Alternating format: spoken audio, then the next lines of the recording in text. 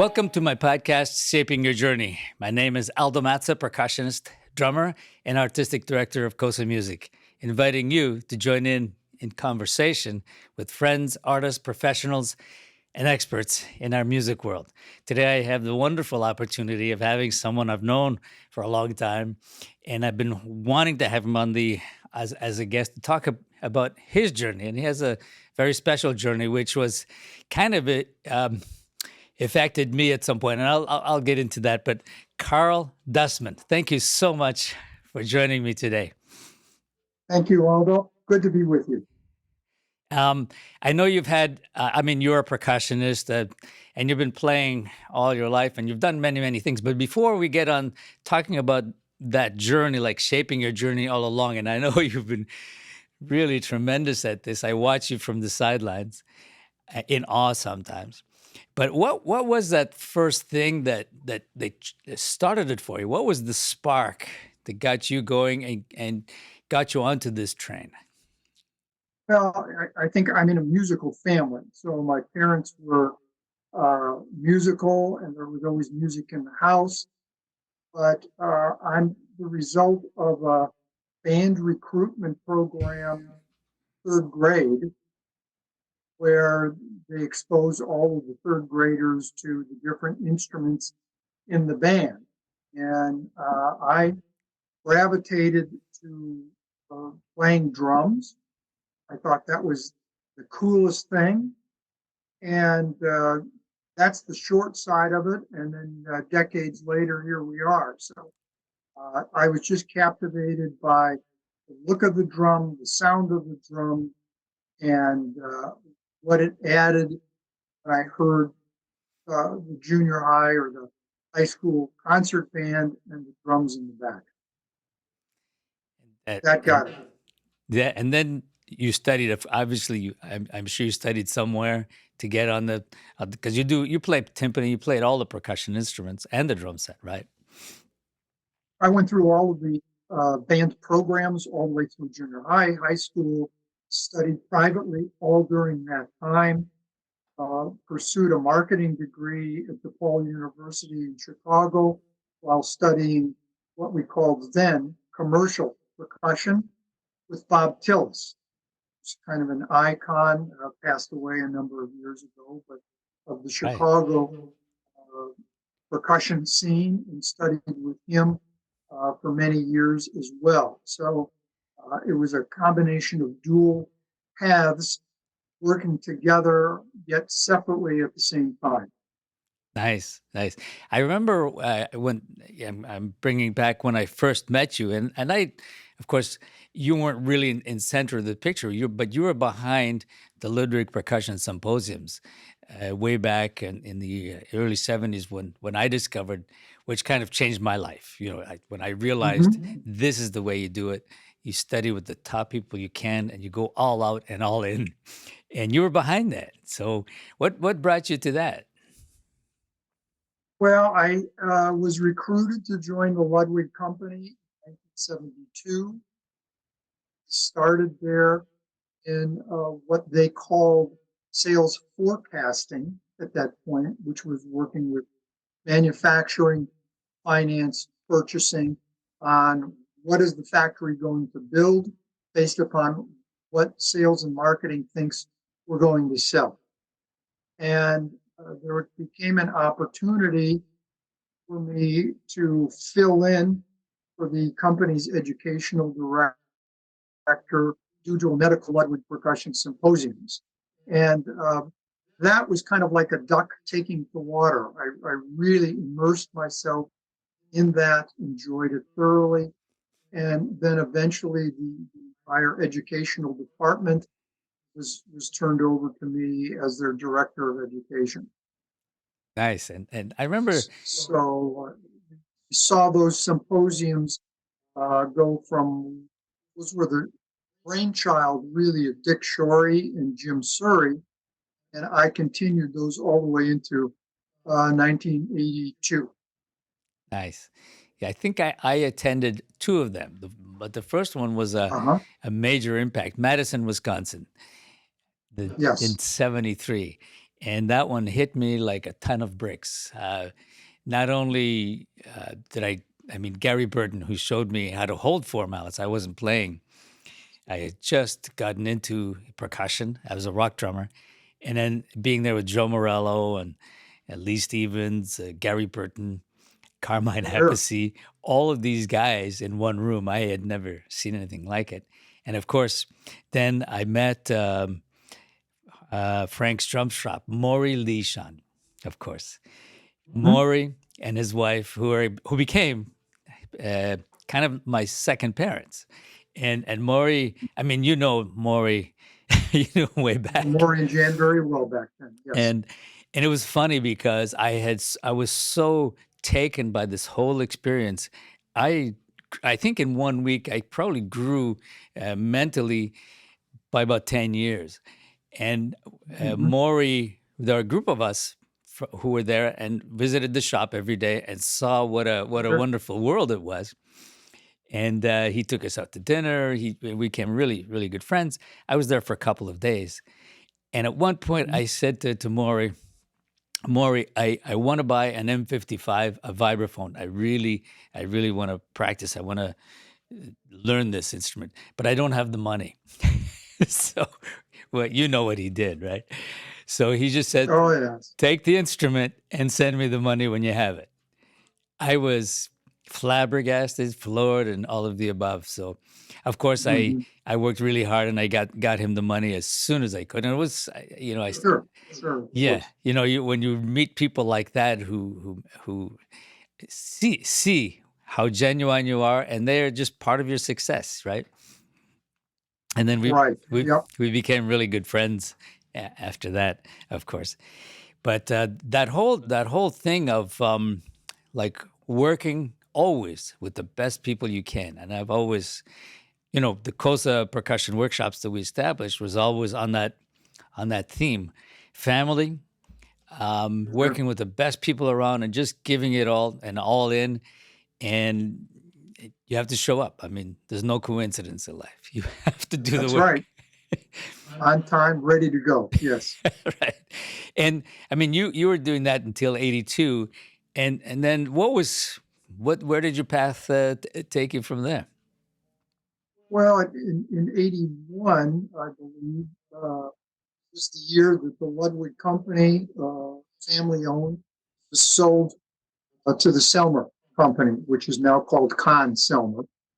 And at that point, it became pretty clear that they were going to reorganize, reassemble, and redevelop an entirely different kind of drum company, which I think from the original intent did not include anyone from the original Ludwig company. So they started eliminating people. In my case, they kept me on for 13 months. So I kind of call it a brain drain of learn everything from Karl about the drum business you possibly can, and then we no longer need him. So that was terminated 13 months after their purchase of the Ludwig company, and they just continued going down the list. Basically, you start at the top by saving money, start at the top and work down. And within 2 years, basically everyone was gone. So at that point, I was recruited by Charlie Roy, the owner of the Gretsch Company, Tennessee. And we struck a deal for me to move from the Chicago area down to Nashville to run the Gretsch drum division for the company, which was called Custom Gretsch. Custom with a K as amplifiers, and Gretsch is in guitars and drums. Wow. Okay. So I moved to Nashville, and I didn't pick up a Southern accent. That's pretty hard to do because it usually people fall into It it is, right yes. away. Yeah. Yep, Now yep.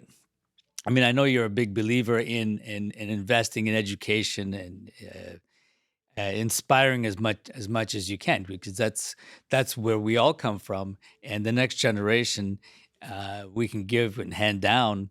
Well, hand down is just a manner of speaking, but Yes. pass on all the knowledge we have and all those great people that before us who did such great things and inspired Mhm. it to enlarge in this world. What's your thought of on this about there's it seems to be less focus on education and learning.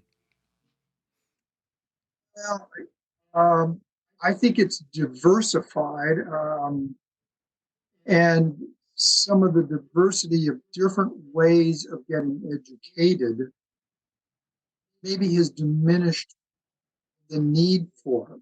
I think there's a certain mentality out there that you can learn anything online via YouTube or anything else in about 5 hours. Everything from changing your oil to playing drums to fixing the broken toilet to you name it. It's all out there free of charge. Don't need to study privately on a musical instrument. It's just the fast highway of I can do this because I just saw it on a video. And I think that's diminished the commitment that it takes from within to learn an instrument inside out, backwards and forwards, and how to play it, how to care for it, how to tune it, how to maintain it, how to store it, how to transport it, and so on and so on and so on. So I saw some of this um, happening with private drum studios where everything became online. There's nothing like having a private instructor sitting next to you, working with you hand in hand on developing your skill set as a musician. That's where I come from. And I got started teaching at a very young age in my parents' living room. And I saw the results of that to where some of these people have kept on with it through their entire lives. So uh, it's unfortunate that the element of dedication, I don't see that as strong as it once was because of the easy access to all this peripheral online form of education. Right. And of course, I mean, as things change, we adapt, and everybody adapts. But Sure, I of mean, course. and I mean, technology is fantastic. I mean, we could be doing this. You're in Cleveland, I'm in Montreal, and Right. or you could be in Tokyo, and I could be in Australia, and we That's could right. be Yes. having a, I'd have to learn Japanese, but that's okay. I've been there many times. but I mean, it certainly facilitates some things, and some things are absolutely fantastic. But of course, Yes. as you say, the interpersonal thing. I mean, we're social beings, and there's nothing like the real thing, right? There's Correct. nothing Yes. like the hands-on, nothing like building relationships and expanding those relationships, which is part of I think the success of the human is to not only learn your Right. craft, but you need people to play with, to interact with, and to listen to have people on all sides and share ideas and growth and have Right. as a social environment. I don't think anybody can really live alone. I mean, you can do. I mean, we certainly spend a lot of time alone. I mean, you know that. I Sure. mean, how many Sure. hours we've spent all our lives, if you count, by ourselves, how, practicing and learning certain things, Mhm. countless hours. But then you take that to the public, your friends, your your audience, your band members, your orchestra, whatever that is, and then you share it because now you're at a different level and you have something to share. It's like a person reading a book and then having to have a discussion on the theme. Afterwards, Yeah, yes. Well, that was part of the beauty of, as you had mentioned, the Ludwig Percussion Symposiums is to get 500 students, varying abilities, together on a campus for 7 days of very intense learning. They were learning from the instructors and the five-star faculty that Ludwig assembled, but but they were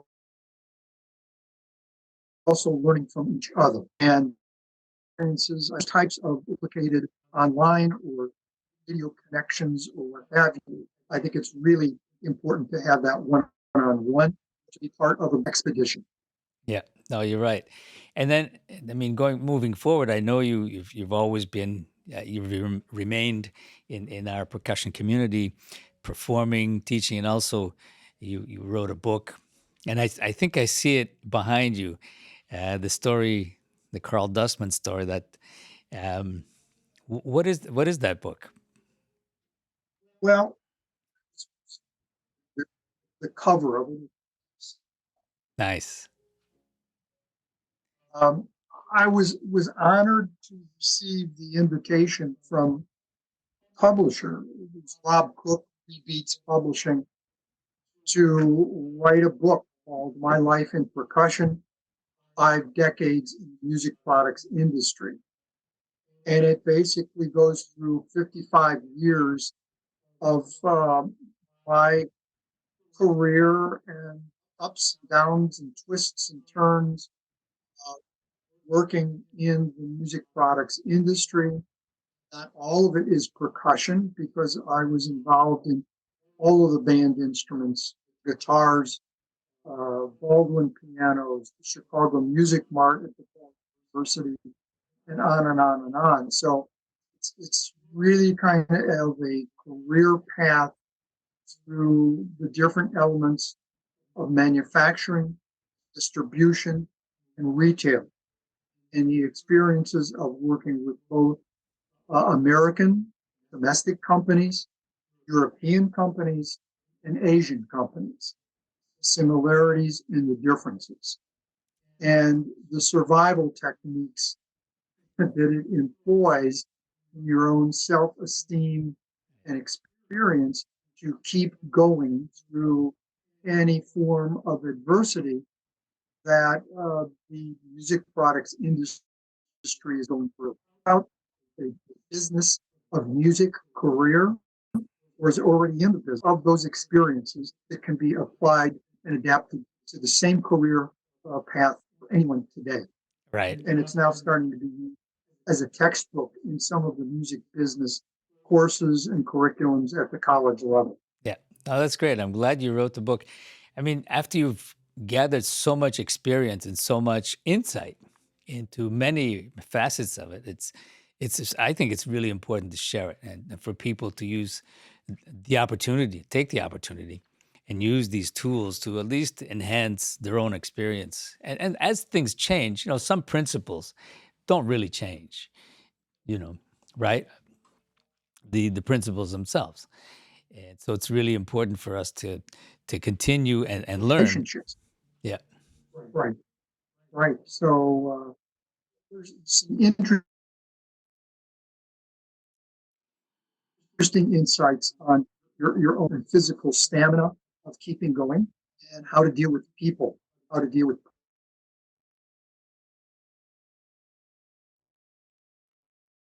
privately owned companies, entity that is 7,000 miles away, so on and so on. So those rules of life are very much appropriate today as they were for the last 55 years.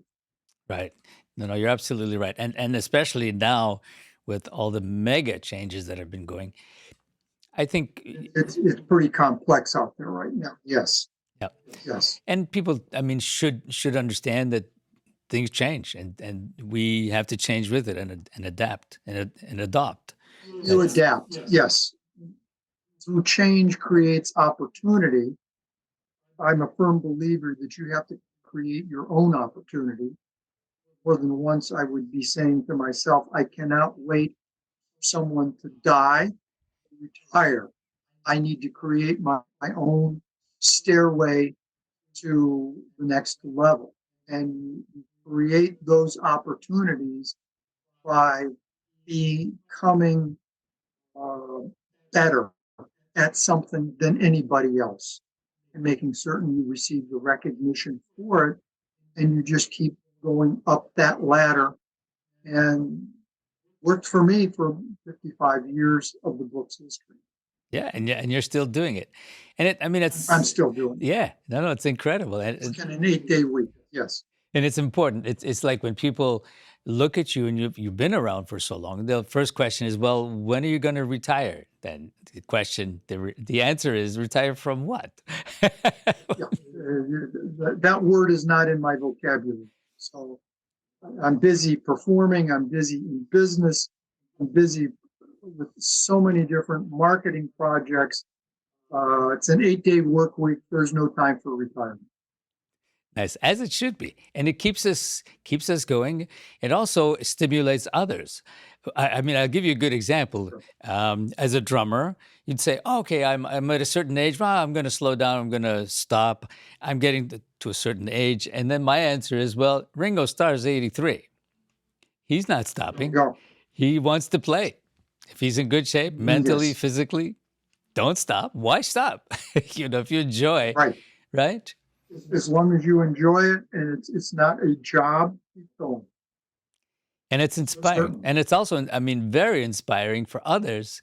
I mean, we were looking at Charlie Watts, we were looking at Ringo Starr and Paul McCartney. I mean, all of these people, and there are many of them who we grew up with, who are still playing, still excited, Yes. and stimulate a whole. I mean, the business side stimulate a whole industry, which is fabulous, but also stimulates us on the emotional level.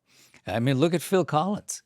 I mean, Correct. even with his physical, challenges that he has come up with, still loves to come out and play and sing. And I think that's the Yes. greatest thing anybody can do, personally, if you still can. Yes. Yes. You mentioned Phil Collins. As a side note, I flew to Dallas to work with him to get him playing Gretsch drums on an official status. One of the most gentle, calm, sincere, warm individuals I've ever met in those 55 years. It was a true pleasure to just sit with him at the Four Seasons Hotel. Robert Plant was at his table over. And we just talked about drums and drumming and our passion for what it is we do. And oh, by the way, would you play Gretsch drums officially? And we'd like to take some pictures and promote you. And yeah, sure. Yeah, what do I need to sign? Sign this. What drums do you need, and where do you want them shipped? Bing, bang, boom. Done in 3 hours. A side note on the Phil Collins. Nice, nice. Yes. Yes, and of course, I mean, people of that level are human, and I think people, sometimes people forget that they also sleep and eat and drink and have to think about things, even though they may have people around them doing a lot of things. They're still human, Sure. and the basic stuff, and to be content with and happy and proud of yourself. The fame and fortune, they're just tools, and they're nice to have, but being a real person is the real deal. And yeah, It is, yes. And there are those that I highlight in the book, Karen Carpenter, David Friedman, Dave Samuels, Joe Morello, Mitch Markovich, all of those people are mentioned in yeah, a very, very positive way because they were humans more so to me than they were artists or percussion. right, right. And it's nice that I mean, they also understand. I mean, during the course of the COSA percussion workshops, of course, we've invited like so many great people, and some of them, like you mentioned, like Phil, he wasn't able to come, but he wrote a letter back, and thanking, and saying he because of his tours, and of course he was way too busy at the time when we invited him, but at least he took the time. He understood how the project, understood how important it would have been, but he's also a drummer. He knows exactly what we're doing and why we're Oh, doing it. yes. Yeah, but Yeah. And that comes through different personalities convey that in different ways. See, and the Tonight Show band is featured there, and each of them have their own distinct personality, but what it is they do and their desire to share them always came through. Some of it was a little more gruff than others. Thinking of buddies, was still there. Connection with those people in the audience was still there. Exactly. And now, what are your moving forward? What are you working on now? Well, as you're aware, I'm just kind of coming off of the 19-year run of being the executive director of the Percussion Marketing Council, which was a very time-consuming pro bono task of running what is more of my business, professional percussion products, which is an orchestral percussion showroom here in Cleveland. Dustman and Associates is a 35-year-old marketing communications company I still run and work daily in. And the intensity of performing, I don't know whether they just want to call the old guy all the time, but I show up on time and well prepared, and the music is marked, and all the equipment is ready to go, and so on. So I'm performing my butt off. It's a good feeling. Everything from orchestral work to playing vibes to playing drums with an 18-piece big band. I just keep going like a little bunny rabbit selling batteries. Nice. I recently saw a picture of you behind the vibes. Was that the 18-piece band or was that a smaller ensemble? No, that's an 18-piece band, and then we have 5 vocalists, sound Wow. engineer, and a music director. Nice. So there's 24 of us on the payroll. It's a pretty busy band. Yes. Nice. And I was just thinking when I saw you behind the vibes, I said, of course he plays vibes. And so you will appreciate, I patented a special music stand for mallet instruments. And Uh-huh. yes, it will be launching this soon, and Manhasset is manufacturing it. So it's a very special one that just hangs on. It doesn't clip on, hangs on the frame of the instrument. And just a game changer. Very good. Yeah. I look forward to seeing it. Yeah, no, I know you'll enjoy it, especially if you're reading music. You don't have to move the stand. It saves so much time, and it's a game changer. And I've had this idea, like many ideas that I had in the back of my pocket that I made the prototypes, but never really had time to pursue them. So during the time of COVID, I was kind of Sure. given the time to do those things I had never had the time to do. So Make use of the time. That's great. yeah.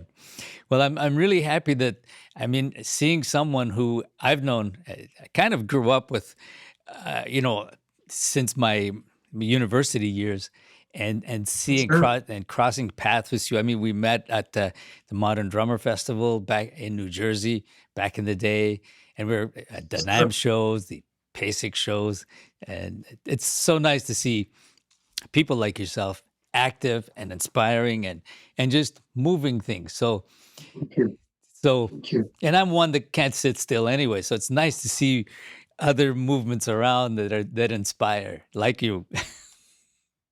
Yeah, well, we try and share that passion with a person, a personality to it, and it's not really meant for everyone.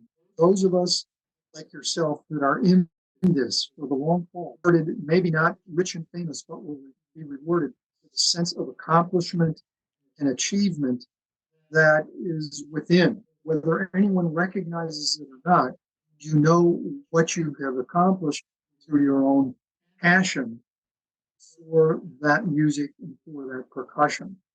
And that gets radiated in everything that I do every day of the week. Good, and I'm glad you're still doing it. And before we go, I did want to thank you again for being part of, you know, my own success. And as I tell everybody, you always have to be, and you must be, participate in somebody else's success, even though they may not know it directly or indirectly. That's how things work, really work. Yeah, very true. Very true. It's relationships and finding mentors, finding people that have the same passion and purpose as you do, and you kind of go through life and the profession on similar paths. So we have bumped into each other many times over decades in this business. It's always a pleasure to work. Thank you, Karl. And what I always say is to be continued. To be continued. It's always a work in progress. Yes. Thank you, Karl. All right, take care. We'll keep in contact.